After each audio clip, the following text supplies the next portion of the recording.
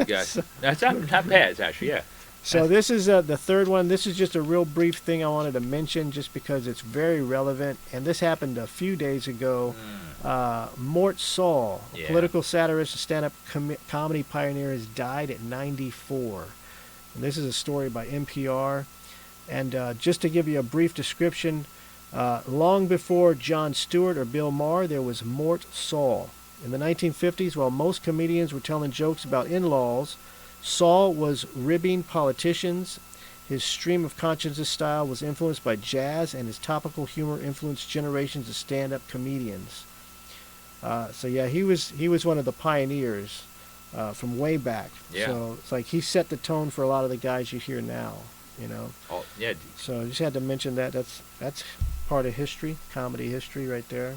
It is, and I wasn't too familiar until I read it and looked him up a little bit. I'm like, wow, okay, they're definitely one of the pioneers and legends. Yeah. And down the road, I hope to see how we can work out this, like, the rule or the law about how we can play clips, because I would love to play clips, and we'll get that. You know, this is only our first show. We'll get that under, like, figure out how we can do it legally. Yeah, we want to. Yeah, once we get everything, as we get rolling along, we'll have everything ironed out, and we'll be able to bring you some clips as well, some audio and images that we'd like to share from these comics. So, but yeah, so that's a good one. Yeah, it's great. His fans included Lenny Bruce, and George Carlin. So it's like that's your fan base. Yeah. So and think of it, that was a young Lenny, a young George Carlin. Exactly. But yeah, you can see probably how they shaped out, especially of course George. How he went on to do what he did, and how he transformed. It's just, that's amazing to have legends like that love you. So, but we got that going on. Well, we're going to move on to the next story, which is speaking about influential people in comedy. There's a list that just came out, and this is from the Hollywood Reporter. The 40-ish most influential people in comedy in 2021. Now, so I'm gonna give you the top 10 off the list. There's a lot of familiar names on the list, but I just want to read what's for the first 10 from the list. And some of these you probably recognize, and a couple of them you won't. Mm-hmm. But I'm gonna read them off. Like the first ones on the list were three people: Lucia Aniello, Paul W. Downs, and Jen Statsky. They are the creators of Hacks. They were awarded the top prize for comedy writing at the 2021 Primetime Emmy Awards in September. Now, I'd never heard of them because they're writers, so we probably don't hear of them that much. But yeah, so these guys have been very influential this year.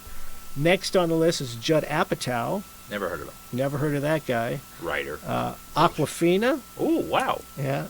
Kenya Barris, who is also a writer and producer for Blackish. I was going to say, that sounds familiar, but I didn't know much about. Okay. Yeah, this is like some of these it's like I'm not as familiar with, just because things are so fragmented now. Next is Dave Bird and Jeff Schaefer. They created Dave. You know Little Dicky? Yeah. That's Dave. So they're influential. Okay. Here goes one. The Touring Titans, which include Bill Burr, Hassan, Minaj, John Mulaney, and Ali Wong. Wow. Next on the list is Bo Burnham. Yep. Then Dave Chappelle. Then Michaela Coel, who is she was in Black Panther. She's a British actress. Okay. So yeah, she's doing other things. I guess. And Larry David, which is we're all familiar with that. So my question is this. So this is for this year. These people were influential. Now, just off of those 10, now on the list there's more people. Will Ferrell, all these guys were on that list. But out of just those 10, some of these are influential beyond just 1 year. Oh, sure. Who comes to mind when you think about somebody really influential over decades in comedy? Like stand up or a writer or. Well, either or. Okay. Yeah, because this list is comprised of Yeah. both executives. This is writers, directors. I mean, first, and not that it's the most important, but like the first thing that popped in my mind, the first person was Mel Brooks. Mel Brooks, yes. I mean, just that's the first thing that popped in my mind because him and Carl Reiner. I know Carl passed recently, and they were just best friends. By the way, You know. Mel Brooks is slated to do History of the World Yes. Part 2. Finally. Is that crazy? Great. Oh, this is great. Oh, And I saw that on TV, and they said, well, basically, since the whole original cast is dead now, yeah. they're gonna. pretty But this is much. gonna be. They're gonna. And he's still alive. God bless him. Yeah. That they're gonna get a whole new cast. I guess there's funny people and do. And if you haven't seen History of the World Part 1, please, for the Check it love of out. God, just look it up. You watch it, download it, buy it. I worked with someone that was in that movie. Really? George, what's his face? Jackie Mason. That's right. Jackie Mason was in there. That's right. He was hanging on the wall. It was like Oh, and Jackie passed too, didn't he? he passed Yeah. away this past year. So. Oh my goodness gracious, that's That's crazy. God, what a movie, man! And I was so dumb. With me and my best friend Eric Myers, when we first got that movie, and I had said History of the World Part 1, I go, is there a one before this, or is there going to be one after this? And that was like what, the early 80s, and I had no idea. And finally, in 2021, he said, yeah, we're going to do a new one now. This blows me away. I'm so happy to see that. Yeah, that was so But cool. no, I think of a Mel Brooks. I think of the old school people like a Dick Van Dyke. Yeah, people like that. Milton Berle Of course, sure. Yeah, I mean, and when I think about like in terms of having influence on comedy, like over time, I always go back to the older ones Sure. because they're the ones that set the foundation, even when the styles were changing. Mhm. Like when Milton Berle came, he was known as Mr. Television, because he was one of the first people on TV, and he had the show going on forever. But guys like that, Jackie Mason is another early guy. Mort Saul is Yeah, one of of those course. guys. You got Richard Pryor. Oh yeah, Red Fox. Red Fox. They opened up a whole lane with their stuff. Guys like that. Say Dick Gregory, Dick Gregory. right? I mean, Yeah. but I mean, yeah, dead or alive. Yeah, you're right. I go back to Abbott and Costello. Abbott and Costello. Yeah. I mean, I got to tell you, I'm a Three Stooges fan. Per Yeah. se, because when I do catch it on TV, I just happen to see them on TV.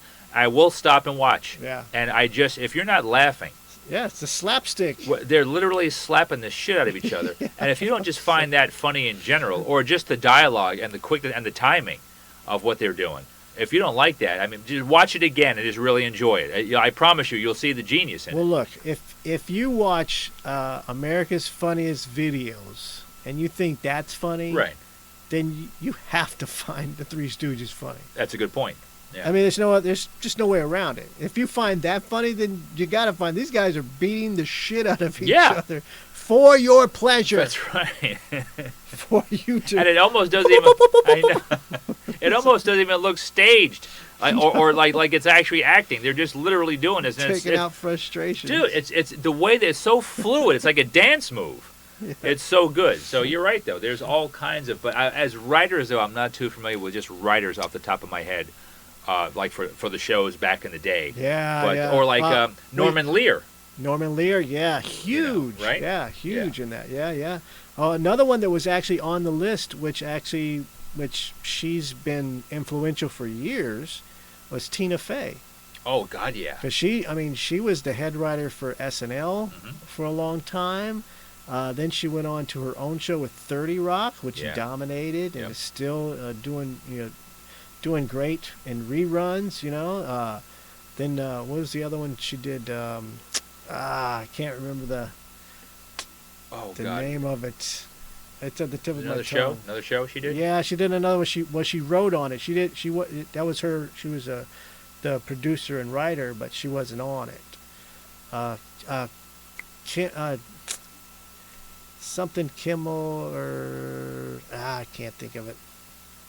We'll let it go. Write in and tell us. Yeah. All right. So here's the last story that I want to hit before we move on. Now this is a survey that was done by the Hollywood, the Hollywood Reporter, And this is the Best of Hollywood Reporters 2021 Comedy Survey.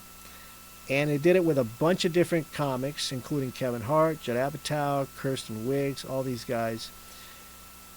So what I want to, and they reveal like different things about themselves. So I just want to ask you like 5 of the questions, and then just have you answer. All right. Tell me what your answer would be. And I have the full questionnaire. And as a matter of fact, we'll have the links to all of these articles in the description, and you can check this out yourself and take the questionnaire along with the celebrities. All right. First question. When's the last time that you bombed? Oh, like a full-on bomb. When did you bomb? The last time I bombed. Ooh. I can't recall the year, but I know it was just like not recently, thank God. Yeah. Like a full-on, like I did 30 minutes or something like that, or even like it was 20 minutes, whatever. And I'm like, oh, this is not going well. But it was. I can't recall the year, but I can recall still how sick I felt. So I can't recall. It was like, yeah, not. That's one of the worst. I've had moments. I've had some bombs. Yeah, I mean, not like I said. Thank God, not the last few years. I mean, yeah, a couple of minutes where you might be like going, okay, let's take this in a different direction. Like, Yeah, okay, yeah. now we did it, but not like the full on where you're full like show. You're like, yeah, oh, this is it. You're 15 or 20 in going. Yeah. I don't think they laughed You're once. like, this is not going to Right. be another long 15 minutes here. I have no problem at that point just putting the mic back in the stand and going, you guys have a great night. Good night. Just walk off. All right, next question. My most memorable fan interaction was? Oh, dear. Probably, let's see here. Most memorable fan interaction was, guys, see, these always throw me. Like, I have these moments and I forget exactly where they were. I think someone tipping me a few years ago was kind of fun. I never had been tipped. Oh, cool. That was kind of cool. Nice. But mostly just people, it's just nice people just going, that was so funny. You were so funny. Or that just made me, and thank you so much, that kind of thing. So that was like really, I'm sure there was more interesting ones. Yeah. But just to hear someone take time after the show to go, that what you guys or the show, you were amazing. That is like that's the best interaction, cool, yeah. I think. Yeah, I've had some pretty cool ones. Yeah, I mean, yeah, especially hanging out with some of the big comics and stuff you're hanging and working with. Yeah, we did some freaky shit. Dude, they were banging people after the show. It's third question. Sorry. It's perfectly fine to make jokes about Anything. anything. That's the correct answer. Anything. If you don't, folks, let me tell you, I'm not going to go on a tangent, but if you're a comedian, you know what we're talking about. If you are a fan of comedy, I think you know what we're talking about. If you're a fan of cancel culture, I think you know what we're talking about. Anything. And now that doesn't mean go out and try it. Yeah. However, you can literally, that's what words are. You Well, can literally joke about anything. Yeah, I think the difference is that when you say that, people's interpretation is that it's going to be over the top, or it's going to be meant to be offensive or shocking. But the fact is that if most comics, when they say things, they're not really trying to be shocking. They're just telling you from their perspective, which to you might sound shocking. Right. But that's, I mean, you can speak about anything as long as you have an angle and you find it, you're trying to make it funny. It's like if your perspective is there's humor in it, and that's what you're trying to do, then I don't see why you wouldn't talk about anything. There's no, I don't have any rules for that. No, I would never censor, except I did a show recently on 9/11. Yeah. And the venue said, I just have one request from your comics, that they don't do any 9/11 jokes. And I said, no, I get that. And then she said, I'm going to have you come on, because I was hosting it. She goes, I would like to have you come on at the end and just say some stuff. And I was emceeing a gig, not comedy, but a different gig earlier that day, starting out the show with the moment of silence and just a few words. So it still gives me goosebumps. And that worked out crazy well, because I'm talking in the mic and these people are walking all over this place at this event. And I said, if we could please stop and take our hats off, and everyone stops. like in their tracks and takes her hat off. I'm like, oh my God, this is crazy. Like how Yeah. emotional. And just a few words, and then we got back into it. So I told the comics, I said, one request. I said, you know me, I don't censor anybody, but this comes from the owner of the club. Please no 9/11 jokes. And one Yeah. comic did say, I had a joke about Mark Wahlberg and something about the plane. I said, nah, I'm going to just go ahead and just veto that right now and say no. Leave that. Yeah, let's not do that. Because otherwise, I'm like, you know what? If it's not 9/11 and you have a funny joke somehow about, if you have a killer joke about it, Yeah.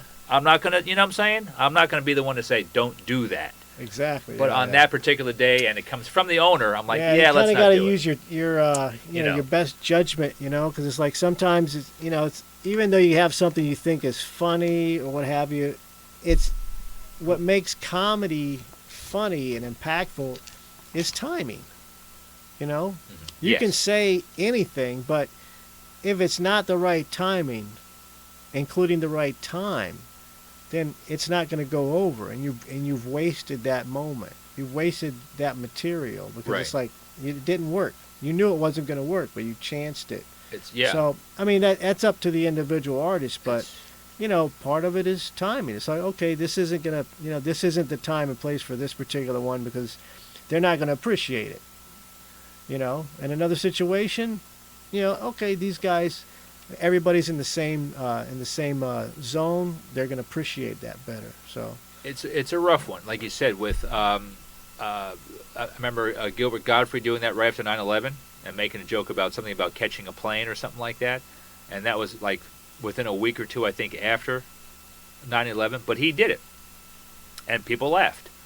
And then Ari Shaffir did that. Ari Shaffir right after the Kobe Bryant helicopter crash. He said something pretty. And again, like you said, even though it was so right after, you know how it is when if someone said it and it was funny though, you'd be like, I gotta tell you that was funny. But he said something just basically like literally too soon, like it should have happened sooner, something like that. He had something, and he just kind of I guess hid after a while. He just kind of went. Even Bert Kreischer and those guys were talking about it. Like we don't know where he is. He just kind of like hid. It took off. Yeah. So I guess people were really upset about that. But but you're right though. It's that's the correct answer in my opinion. Like, you could joke about anything. Final question. This should take us to our next segment. If I could bring one comedian back from the dead, who would it be? Man, one comedian. Oh, that's a good one right there. Back from the dead, who would it be? From the dead. Got to be Hitler. Hitler, he's a funny guy. This guy's pretty funny. He had this move he used to do. He invented a move. He had a move. Man, that's a great query. What comedian to bring back from the dead? I would. I'd say Norm Macdonald. Norm Macdonald. Oh wow, that's just a good mine. one. Yeah. That's a good call. I mean, if I just had one, there's so many, but I just Norm. That kind of got to me. I didn't think that was coming, and that made me go, "What?" Because he kept it quiet. Very quiet. Well, I'm gonna go with Seinfeld. Seinfeld. I'd like to see him come back. Come back from the. That guy's so rich. He's wealthy. He's not even rich. He's wealthy. Yeah, he's beyond that. I mean, dude, man. It's just some people. God bless. I mean, I'm not hating. I'm like, go do it. Yeah, but damn, he's got yeah. money. Larry David, what is he? He works like every couple of years. He does the show. We're doing it again this year. Let's take a break till 2025. It's like that's so loaded. How do they do that? But that's what I would add. I would beg Norm Macdonald somehow if he can come back from the dead. That would be best. Well, this takes us to our next segment. The interview. What we did this past weekend, Halloween. We attended the Haunted Hollywood show, and this was the show where organized by Ginger Kelly, and comics would come in. There's like 3 rounds of this, and that's in the video as well. We took the camera, we did a little video behind the scenes of the show, so we're going to play that for you guys. But comics dressed up and performed as comics that have passed away. Yeah. Like we had Paul Mooney, we had Rodney Dangerfield, Phyllis Diller, George Carlin. Yeah, so there's a slew of performers. So And we talked to a couple of these guys. Well, I went. I snuck aside, went to the sound booth, and sat with Sloan for a few minutes in there and talked a little bit. But you've been a judge for all 3 shows. I came in and got to judge this final one. How was it? How was it throughout the course of the competition? Better than I thought. This happened at Snapper's Grill and Comedy Club in Palm Harbor, Florida. Great local place. Nabil Shaker and the gang over there, great job running that comedy club, and great food and everything. So Ginger had this idea, like you said, of comics dressed up as dead comics, do 5 minutes specifically of that particular comics material. Yeah. You really wasn't supposed to veer off to your own, but as long as it was funny. First round, she says, "Hey, can you judge?" I said, "Okay, I'll do it." And it was a couple other people, and Bob Burr, another local great comic magician. And I said, I don't know how I feel about this. This is not going to be, I don't know. And I tell you, after the first week, I'm like, okay, this is better than I thought. This is good. Second week, she goes, "Can you come back in 2 weeks?" I go, "Okay, I'll come back in 2 weeks." That one, way better than the first one. I mean, people totally going out dressed to the nines, acting like the actual comics. Amazing. So then once we got to the finale, I'm thinking, God, I hope Ginger asks me again, because now I'm so invested in this. Gotta see this thing through. It was amazing. She goes, "You want to judge the finale on Halloween night?" I go, "Yeah, of course I do. This is great." And you were a judge and a Neary attorney, Bob Burr.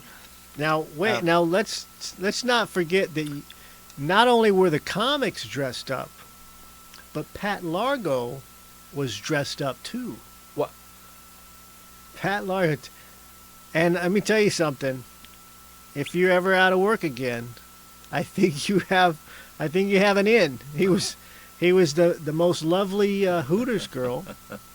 He didn't have very big Hooters. No Hooters at all. I was transitioning. You were transitioning. There you go. That's an inside thing, because I did radio for a few months in Iowa, and this is an Iowa Hooters, an old school mid-'90s Iowa Hooters outfit, and I swear to God, I don't know where I got it. I don't know where I got it from. There was a Hooters there. Well, it fit. That's another thing. That's another. It just goes to show you, my shape has not changed in 25 years. You're like Prince. Thank you. I still felt and had a little more alive.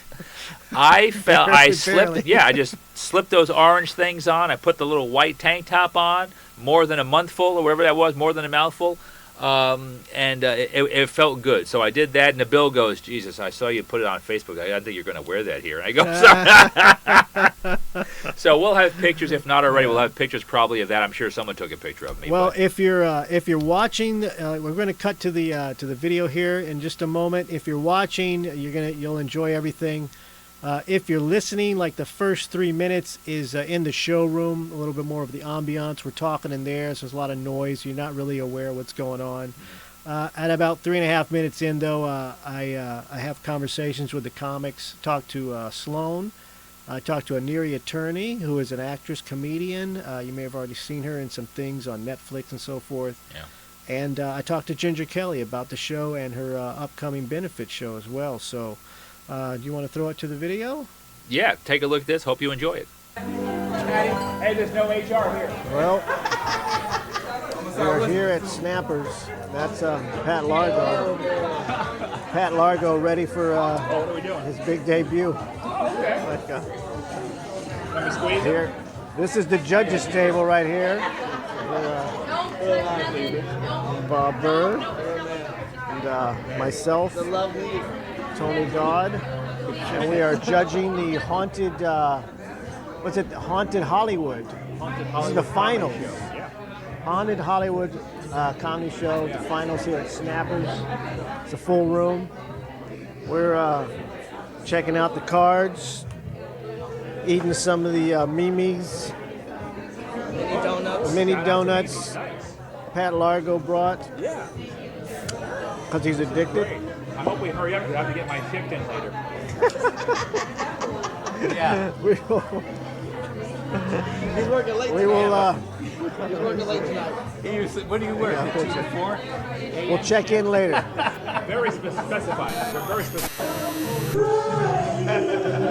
This is happening. You hear it? You want me to read them to you like I did last? Yeah, let me tally these ones up first. This is really happening. Right, help Josh go. I thought about it. Well, that is it. They're just finished announcing the winner. Let's see what that is. Is it Bob Burr in the house? Where is he? Bob? Bob Burr. Can you come here a minute, please? What? Bob Burr, can you come here a minute, please? They're calling Bob up to the stage. Great. This is suspenseful. This is the greatest time of my life. What's going on? I'm gonna videotape it. This is gonna make world world star. Bob Burr, that's my friend. A long time ago, I started this journey with him and helped him out in so many different ways to do a lot of things. I learned a lot from him.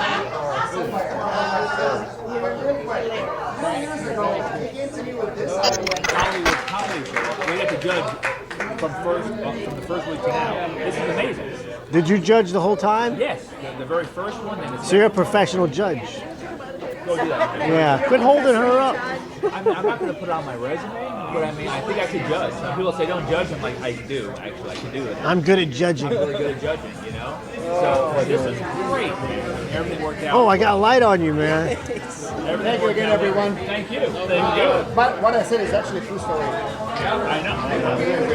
And everybody knows it, Bob. Everybody. Everybody. Owner of Snapper. I didn't take it. It does. Because, you know, we go back a long years and he's still number one. Yeah. Tony, I said hello to him outside. I know. I am. Tony was in our stage, actually. I know. But we can't wait to get you guys on our upcoming. Yeah, we got to get you on our podcast. I'm ready. Hey, what's up, man? I'm doing good, man. Just living life, you know? Yeah, we had to sneak in the sound booth here to do a Right. quick interview. We just finished doing a show, Haunted Hollywood, over here at Snapper's Grill Comedy Club. And you were doing Paul Mooney. Yes. Dude, that was awesome. And the thing about it is I got the chance to work with him, his only Tampa appearance at the Tampa Improv, probably about 13, 14 years ago. True. And it was an experience. It was my dad's favorite comic because he wrote for Pryor, and my dad was actually able to come down and see him that whole week. Todd Linebark was there, and it was a great experience. I'll never forget it. The guy, I spent like 3 days with him, all day taking him around, so it was an experience, man. So you were like familiar with Mooney for real. Yeah. But not only Mooney, like you worked with several legends. Yeah. You worked also with friggin' John Witherspoon. Pops, for all of 14, 15 years, he's been coming to the Improv. I probably worked with him probably 11 of all of them, picking him up and spending time with him, worked with him a couple of dates out of town. And just been fortunate enough, man. Tommy Davidson know real well. My dad used to cut his hair. And that's led me to be here in Snappers here in a booth off 19 in Palm Harbor. So, All the streaming, yeah, everything. a lot of streaming platforms are out there. So it's a lot of opportunities for everybody. So I was fortunate enough to get a couple of credits to go ahead and try and take it to the next level. But if I don't, I'm enjoying the ride like always, brother. We're gonna get you in and talk about everything because you go beyond the comedy with your art. And we gotta talk about some of your artwork, man. That's some freaking amazing work. Thank you, brother. Thank you. I mean, people really need to see. This is like some serious shit, man. This is like serious work. It's like, it's like you're not dabbling in it. Right. Hanging out with Aneria. So how did you enjoy the Haunted Hollywood show? Oh my God, it was fantastic. Ginger Kelly put the show together, and I swear to you, basically the show was that comedians had to dress up like dead comedians and either do their material or do their own material as that comic. And I'm gonna tell you that there were times where I forgot that it was a local comic up there. I saw Paul Mooney. I saw Tony Stark, or Clifton, sorry, wrong Tony. I saw Phyllis Diller. It was an amazing show, and I hope that there's more like this next year. All right, I'm hanging with Ginger. Ginger Kelly, tell me about tonight's show. It was awesome. It was an awesome time. Oh my God, thank you so much. Tonight was fantastic. We've been working on it for so long. There were 2 rounds prior to tonight, so it ended up being 10 comedians that advanced to tonight, and they got to perform as comedians that are no longer with us. They dressed in costume to do it, and they really just did a great, not service, is a tribute to those that have passed, and it was fantastic, and I can't wait to do it again. Well, it was a great timing for Halloween, too. Yeah, it worked out great. But we can do it any time of year. If they can do Christmas in July, we can do Hauntings in April. Yeah, they're still dead. That's right. That's right. And there's probably going to be more with them to choose from or something. Looking forward to who dies this year. Yeah. Boy, I hope so-and-so dies so that I can be them, right? Really good. That's horrible. So now this is not the only show you're doing. Tell me about you have a benefit coming up? Yeah, November 11th here at Snappers. It's a 7:30 show. It's a breast cancer awareness. So Snappers loves the tatas. So I'm a breast cancer survivor. And I came to Snappers and I told them that I wanted to do this benefit. So we reached out to the Florida Cancer Specialist. We've partnered with them. All of the comedians that are participating are donating their time to this great cause. So we're hoping to pack this house and raise some money to save the tatas. So that's November 11th. You can go onto the Snappers website and get your tickets for that. And that's the next thing we've got going on. All right. We will see you there. Thanks a lot, Ginger. Thank you. Bye. And there you go. And that's what we do. We're going to do more of that too right now, just video interviews of some great local comics and comics that are visiting all around the country. But that was, again, Ginger Kelly, an Erie attorney, and William Sloan, goes by Sloan here in the Tampa Bay area. And all three of those folks have great stories about working with other great comics. Yeah. And that's why it's a beautiful business. Yeah, we'll get them in studio at some point and sit down and have a little longer conversation with them. But by the way, if you were watching, what other outfits would you like to see Pat Largo in? Oh, nice. I think that's fair. Yeah, no, let me, I'm about ready to trim up my arm hair and leg hair, so you let me know. We can go anything. We can go couture, whatever that means. We can go... You don't even know what it means. You don't even know what it means. We could go whatever, but no, I appreciate. Yeah, I mean, we'll whoop it up once in a while, especially if we go town to town sometime down the road. I'll be coming in pimping. Nice. Whatever you want me to wear, man. So we'll have some fun doing that, though. Come on, you live once, have a good time. Well, I think it's time for one of your favorite segments. We're bringing a special edition to the show, and as a matter of fact, you could probably look for this again on Fridays on our YouTube page and YouTube channel, Comedians Uncorked. We'll might even do an extended list. Well, we're going to be breaking these down at some point pretty soon by region, so we're going to cover the country. But right now, what do you got, Pat? Where are they at? Where are they at, man? This is what we do right here. Basically tell you where all the great comics are coming to you in and around not only our Tampa Bay area and Florida, but right now the southeastern part of the United States of America. We're going to be starting off with Mr. Paul Farvar at the aforementioned Snappers Grill and Comedy Club in Palm Harbor, Florida, featuring his Dylan Vadalana, 2 shows. It's going to be Friday and Saturday. This is a great one I love. Kathleen Madigan. Kathleen Madigan. I love her. I really do. For her. I know, right? I actually opened for her at the Stardome in Birmingham. Birmingham, Alabama. Yeah. How I've never met her in person. Awesome. How is she? Awesome, She's right? cool, yeah. She's just so laid back, so cool. And that's what she says on stage. Yeah. She's just so laid back, man. Just saying, yeah. She's going to be here in Florida, and I also know the southeast part of the country with her Do You Have Ranch tour. She's going to be at the Hard Rock Live in Orlando, which used to be the second largest in the world. I don't know if it still is, but the Hard Rock Live in Orlando coming up on November 5th, and also Sunday, November 7th at the Capitol Theater right here in Clearwater, Florida. Carlos Mencia is at Your Tampa Improv. This is going to be Friday, the 5th. 1 show on Friday, 2 shows on Saturday. And keep you looking over your shoulder. Make sure Joe Rogan doesn't come over to kick your ass. Well, just make sure. Remember listen, make sure you're well rested. Yeah. just because sometimes he goes long. Oh, that's right. He does. You're And right. By that I mean he goes all night. Right. Right. But yeah, so it could be a long show. But That's yeah, funny. He's a hard worker, man. Yeah, he grinds it.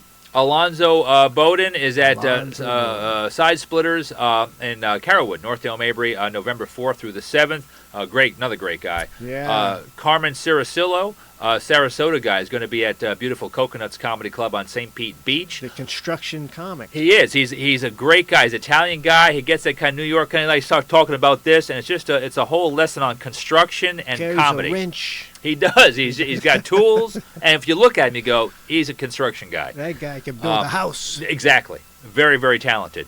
Rob Schneider from SNL and all the great movies. He's going to be at McCurdy's Comedy Club also November 4th through 7th, so get your tickets soon for that.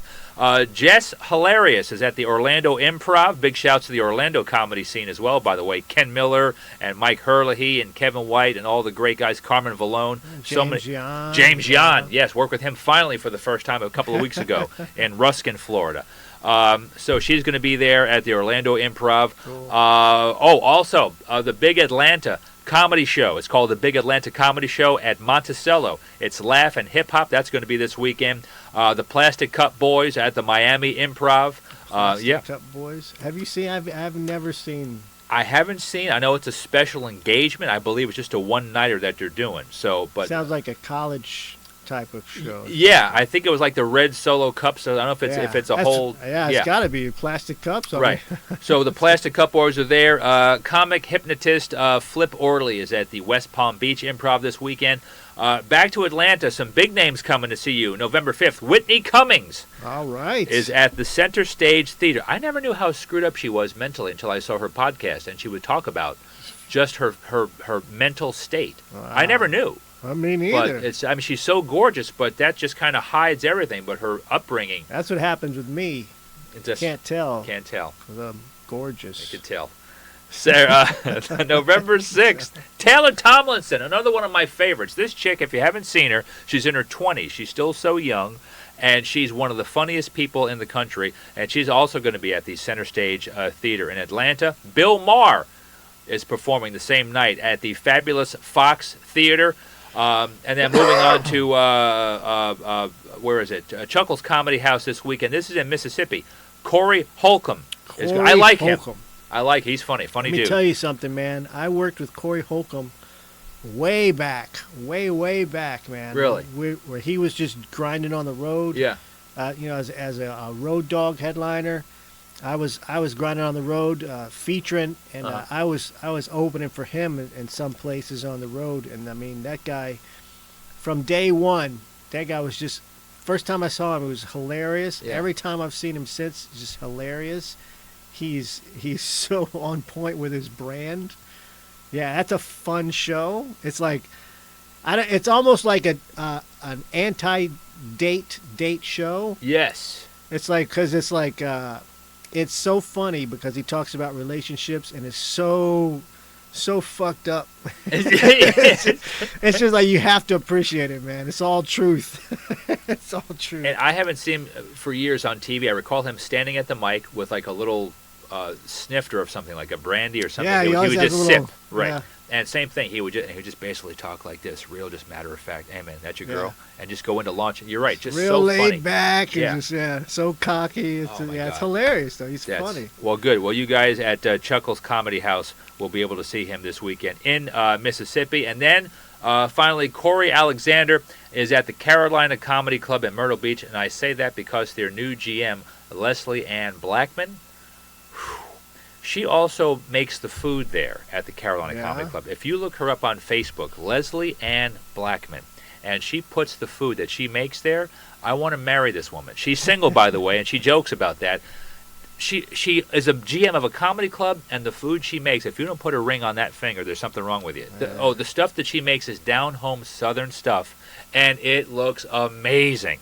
So a big shout out to Leslie and Carolina Comedy Club, and you'll be enjoying the funny Corey Alexander this coming weekend. And that right there is where they at. Oh, hang on, a couple quick ones. Oh, okay. John Mulaney at the Mahalia Jackson Theater for the Performing Arts, 2 shows this weekend, and that's in New Orleans. Cool.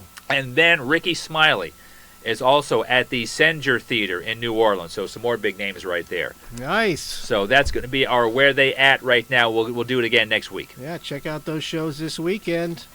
And I think that is it. I think we've covered everything. So what we need to do is wrap it up. We're going to wrap it up right here. We're going to say one more time thank you to our sponsor, Century 21's Julie Drolshagen. Thank you so much. If in and around the area you want to get hooked up with some real estate and some houses or whatever your game is, just contact her at 727-902-9233. FloridaBeachBusiness.com is her website.